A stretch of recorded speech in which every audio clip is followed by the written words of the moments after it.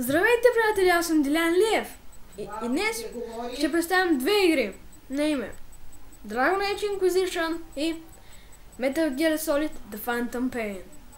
И едната мога да я раздам на вас, който има PlayStation 4.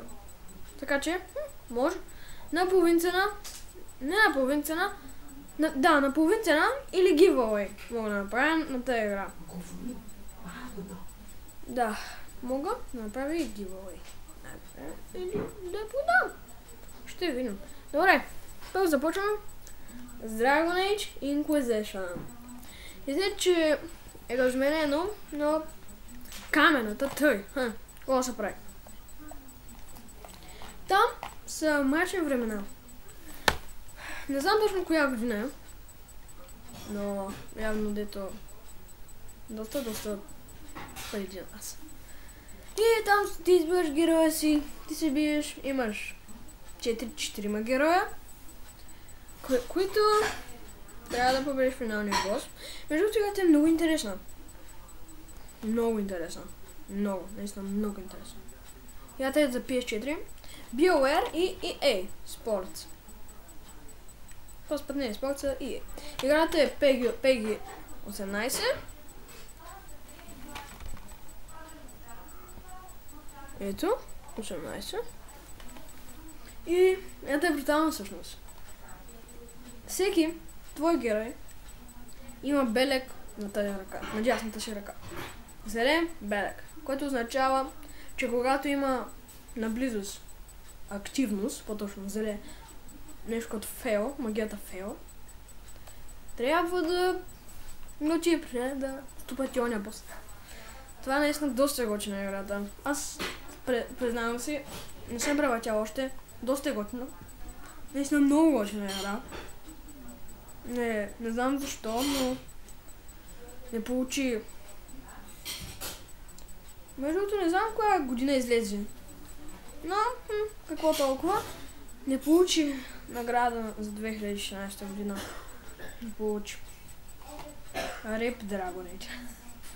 Окей. Следващата игра е единствената и неповторимата продължението на Ground Zeroes, именно и Metal Gear Solid 5 The Phantom Pain. Виждате, бяхме, че е Day One Edition, защото аз я преорнах. Преорнах се специално от магазини Pulsar. И наистина доста съм доволен от играта. Tactical Expansions Operations. Тактически опасни мисии, наистина. Опасни са мисиите. Там има фантастика в тази игра. Има фантастика, но и доста яка. Ако тези, които можеха да се получат Day One Edition, можеха да получат и карта допълнително и някои допълнителни неща. Диджитал неща. Не знам. Ето. Ballistic Shields, MGO XP Boost, Cardboard Box, Adam SK Special.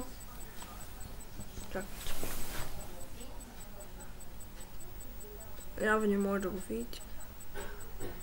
Не може да го видите, извинете. И Snake Custom Features. Това значи по-хубав костюм на Snake. Познатия герой, нашия познат герой, който е играл Metal Gear Solid по-точно. И якото е, че този път Snake има роботизирана ръка, която е електрическа. И това бяха двете игри.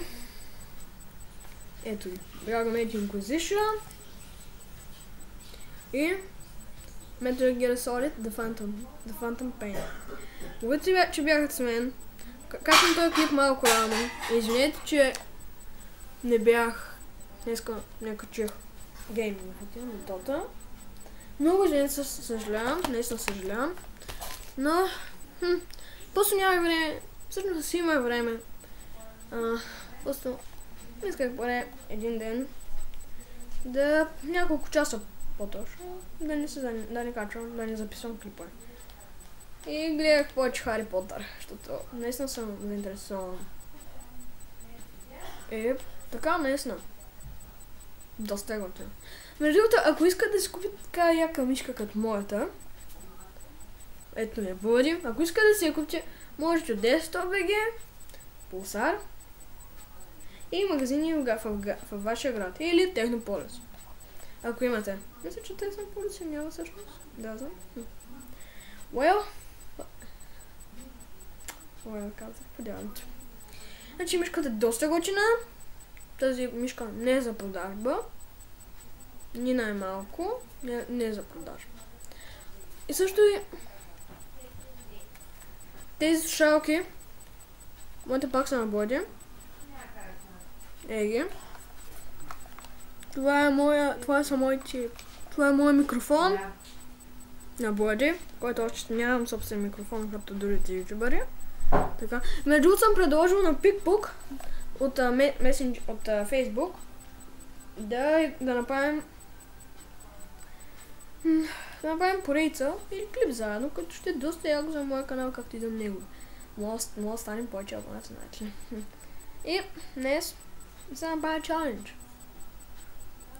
Мисля да направя чалендж. Да ще е гаден. Секунда. Може да чакате една секунда, насладете се на този фон. Насладете се на този фон. И аз гледайте какво прави. Гледайте как се прави професионалисти. Гледайте. Слушайте. Една секунда. Дай горчицата.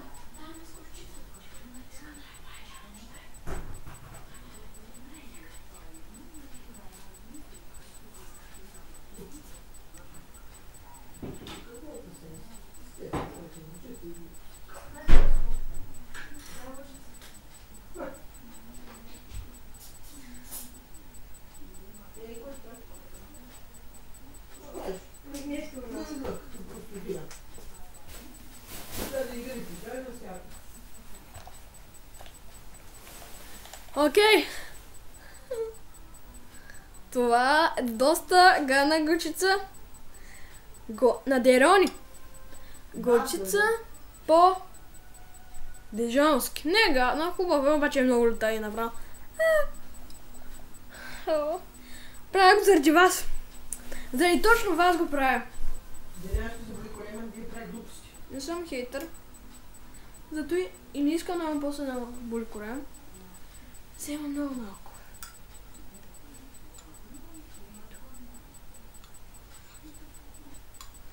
Мисля, че толкова ще ми стигне. Ето. Толкова. И next.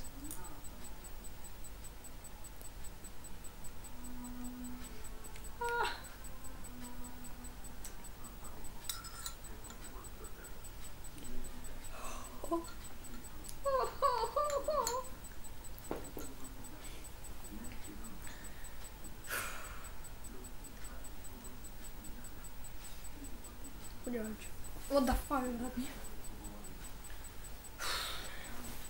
that? Това ще бъде за всичко от този клип. Благодаря, че бяхте с мен. Ще се видим в следващия клип. Това значи утре.